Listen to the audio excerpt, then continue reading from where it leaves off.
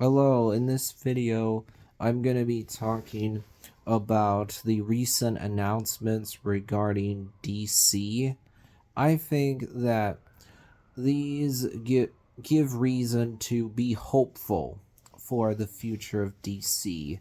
Now that James Gunn is in charge, I think that there's a lot of potential for things to get better for DC.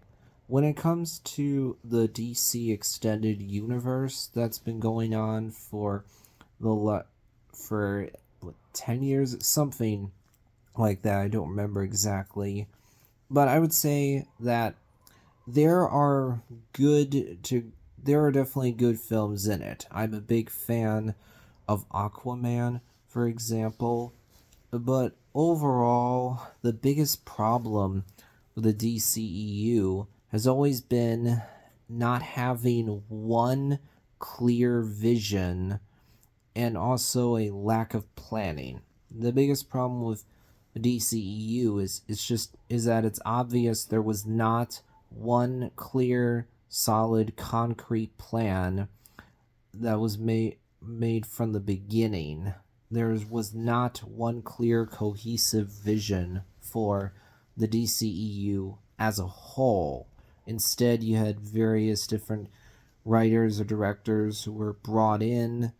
On top of that, there was a lot of behind the scenes problems with some of the DCEU films, particularly when you look at Batman v Super when you look at Suicide Squad 2016 as well as Justice League, you really see a lot of production issues. Also, the approach that the people doing the DCEU has had. Oh, what I'm trying to say is that as of the DCEU, it's always been rather reactionary, where the people making these films are clearly reacting to what's going on at the time. For example, with Suicide Squad 2016, it's obvious that the people making this film saw the success of Guardians of the Galaxy and wanted to try to have that as well. So they try to make Suicide Squad more like Guardians of the Galaxy, more like Deadpool as well. So they tried to make the film more light in tone. In fact, when it comes to the trailers that were released for Suicide Squad 2016, one of them was actually done by a trailer house. And also, the director David Ayer has publicly stated that he's not happy with the cut of Suicide Squad, the final cut that was actually released in theaters. And then when it comes, yeah, that the other part of that too is it's clear that the people making that film saw that Batman v Superman, which has a very dark, serious tone, did not do well at all. So they clearly changed course for that film. But now that there's one guy in charge, that being James Gunn, and he's actually laid out what his plans are, I think things could get much better. Overall, I'm a bigger fan of Marvel than DC, but I still am a big fan of Batman. I still want DC to put out good films and TV shows.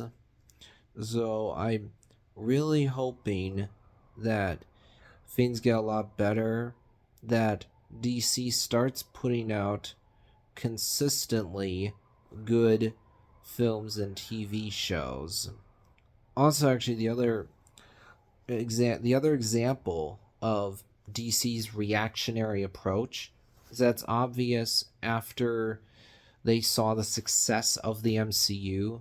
They were like, "Oh no, we gotta very quickly build our own cinematic universe. We got to copy what Marvel did. And they tried to do that with Batman v Superman, but that film was not successful at all, either critically or commercially. So that did not end up working at all. When you watch Batman v Superman, it's so clear that they're trying to kick off a cinematic universe, but the universe building in Batman v Superman feels really forced. So all along the way, there's not been one single direction that DC's been heading in because they've been reactionary. They've been changing their plans based on what's going on at the time. Now, when you look at some of the DC films that are standalone, not connected to the greater DC extended universe, then it's a different story because Joker and the Batman are both fantastic films, but those are not part of the DCEU at all. Those are standalone films. Obviously, the Dark Knight trilogy is great. Yeah, I think Dark Knight Rises is weaker than Batman Begins and the Dark Knight, but I still like the Dark Knight Rises. And overall, I think it's a great trilogy. So when you look at some of those films, it's a different story. But when you look at the DCU, it's just been very inconsistent. But now things could turn around, and I really hope that they do. So that'll be it for this video.